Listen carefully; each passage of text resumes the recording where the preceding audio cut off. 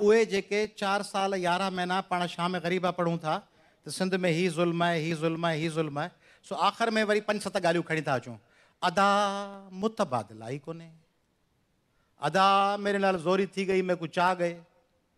हाणे का गस आई कोन्हे, केॾांहुं वञूं?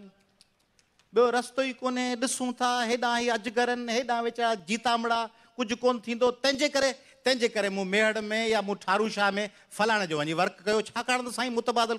अदा हाणे अहिड़ो मुतबादिल नवाज़ शरीफ़ साहिब जहिड़ो, इमरान ख़ान साहिब जहिड़ो, ज़रदारी साहिब जहिड़ो असीं किथां आणियूं जो हिकिड़े शहर सीता में बि जेके पैनाफ्लेक्स लॻनि से 5 करोड़ जा लॻनि, उहो असीं किथां आणियूं मुतबादिल।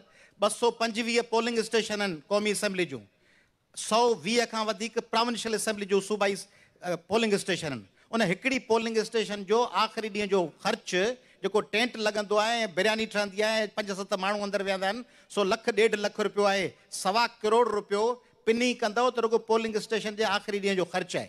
हाणे हिकिड़ी ॻाल्हि आहे त तसवुराती ॻाल्हियूं वेठा कयूं, अदा ठीकु आहे, लॻा पिया आहियूं, अञा 2-3 हज़ार साल माण्हुनि जी तरबियत पिया कयूं, 2-3 हज़ार साल लॻा पिया हुजूं, माण्हुनि जी तरबियत वेठा कयूं।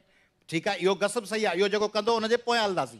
पर ॿियो तरीक़ो आहे त तेसीं भॻे साईं भेर, जेसीं रतो रास थिए, जेसीं परफेक्शन न अचे, तेसीं जेको अंधो मंडो कमु आहे उन सां मैदान में लहिजे। हीअ ॻाल्हि तव्हांजी सही आहे त असां 2013 में बि अटैम्प्ट कयो, पर 2013 में सिंध जूं अर्बन एरियाज़ त मौजूदा हुकूमत जे ख़िलाफ़ु वोट करे छॾियो।